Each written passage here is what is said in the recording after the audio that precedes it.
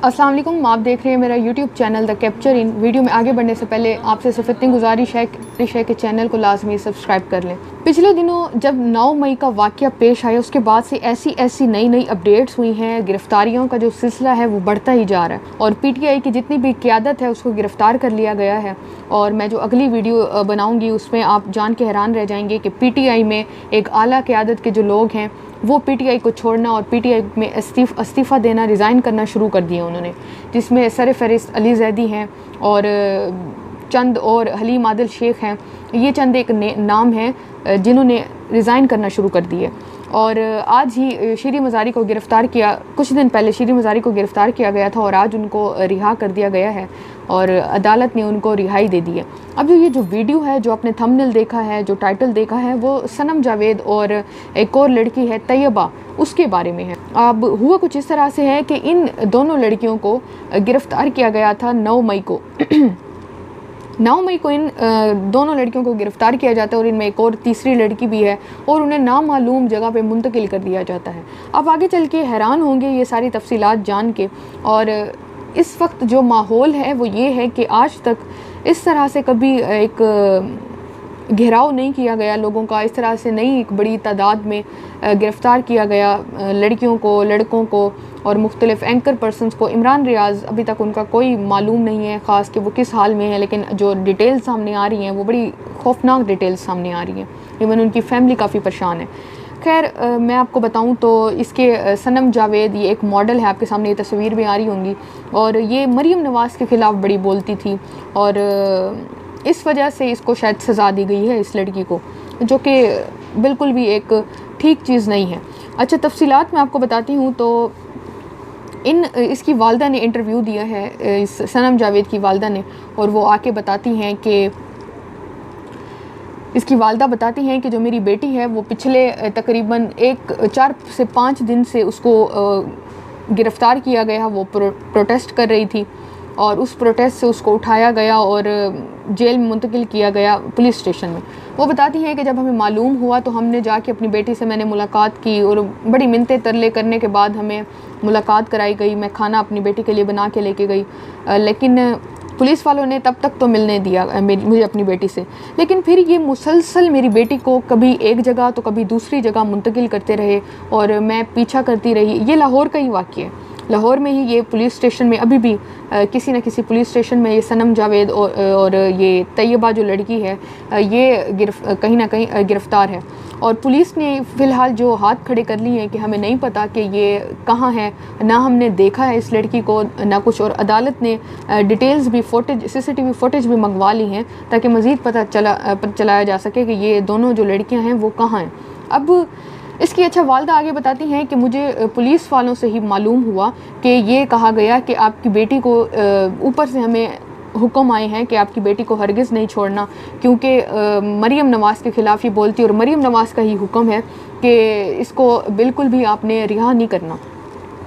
अब वालदा जो हैं वो बड़ी बुज़ुर्ग भी हैं और रोती हुई नज़र आती हैं जो वो इंटरव्यू दे रही होती हैं एंकर को, कि इस तरह से काफ़ी जुल्म हो रहे हैं। और बताती हैं कि मेरी जो माँ थी उसने बेनज़ीर के साथ अच्छा खासा काम किया था, वर्क किया था, और मुशर्रफ का दौर था, ज़ियाउल हक का दौर था, कभी भी इस तरह की सिचुएशन नहीं पैदा हुई जो इस वक्त पैदा हो रही हैं। आप देखें शाह महमूद कुरैशी गिरफ़्तार है, इसके साथ साथ यास्मीन राशिद साहिबा को गिरफ़्तार किया गया, और मुख्तलिफ़ और इमरान रियाज़ सहाफ़ी हैं और मुख्तलिफ़ सहाफ़ी हैं, मुख्तलिफ़ लड़कियां हैं 18 साल की, 22 साल की, और मुख्तलिफ़ उनकी एज है, और उन सारों को गिरफ़्तार किया। और पिछले दिनों ही लाहौर का ये वाक़या था और इसमें एक वीडियो वायरल होती है, उसमें साफ देखा जाता है कि पुलिस वाला उस लड़की की गिरबान से पकड़ के उसको घसीटता है। तो ये हाल इस वक्त चल रहे हैं। अच्छा, मज़ीद मैं तफसीलात की तरफ आती हूँ सनम जावेद की। अच्छा, अब इसके साथ साथ इसकी जो वालदा है सनम जावेद की वालदा कहती हैं कि मैं अपनी बेटी से मेरी मुलाकात भी हुई और हमने खाना भी खाया, लेकिन रात के 1 बजे मेरी बेटी को मुंतकिल किया गया किसी नामालूम जगह पे।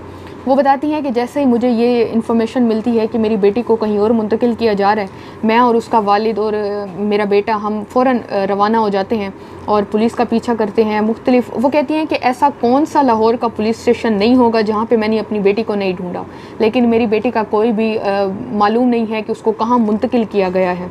अदालत में हब्स से भेजा का केस चल रहा था और कल परसों ही उसकी हियरिंग हुई।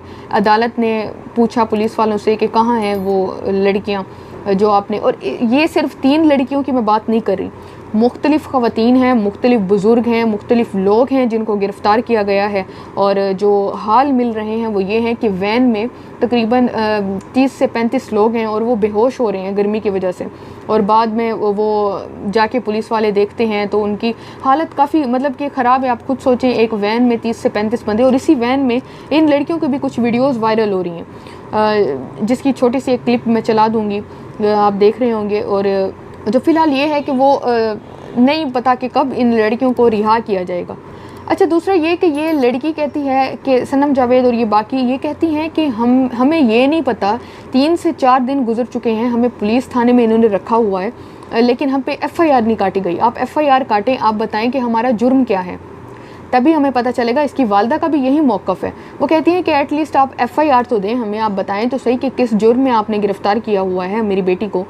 कुछ ज़राए ये कहते हैं जब उनकी बात हुई, जब पुलिस वैन में सनम जावेद और दूसरी तैयबा और बाकी उनको देखा गया, उनसे कुछ ना कुछ बात की गई, तो उनको कहा गया यू नीड टू सरेंडर, कि आप सरेंडर कर लें। But she clearly refuse that we don't surrender because हमने कुछ भी इलीगल काम नहीं किया, ना ही हमने कोई अनलॉफुल प्रोटेस्ट किया है। और उनको मज़ीद ये भी कहा गया कि आप सरेंडर कर लें, और दूसरा ये कि आप कह दें कि हम बाद में नहीं प्रोटेस्ट में नहीं आएंगे। इस तरह से उन्होंने साफ कहा, उन्होंने कहा नहीं, हम लोग पीसफुल प्रोटेस्ट करेंगे अगर हम रिहा हो भी जाते हैं।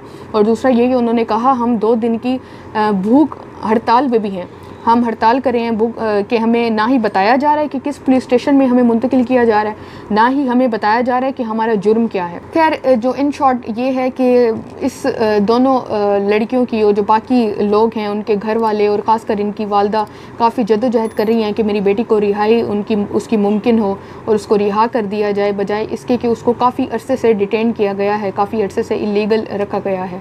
और उसकी वालदा का भी यही कहना है कि हमने इतनी उम्र गुजार दी है पाकिस्तान में, हमने भी बेनज़ीर के साथ, परवेज़ मुशर्रफ और बाकी उन लोगों के साथ, हमारी जो फैमिली के लोग हैं काफ़ी ज़्यादा आर्मी में हैं, लेकिन कभी भी हमने मुल्क की सूरत हाल ऐसी नहीं देखी जो इस वक्त चल रही है। इतनी बड़ी मैसिव अमाउंट में हम ढावे बोले जा रहे हैं लोगों के घरों पे। आपके सामने है उस्मान डार के घर वालों के साथ क्या किया गया। उनकी बूढ़ी 70 से 75 साल की वालदा को बालों से घसीटा गया और उनकी बीवी के साथ जो हुआ उसकी वीडियोस वायरल हुई हैं।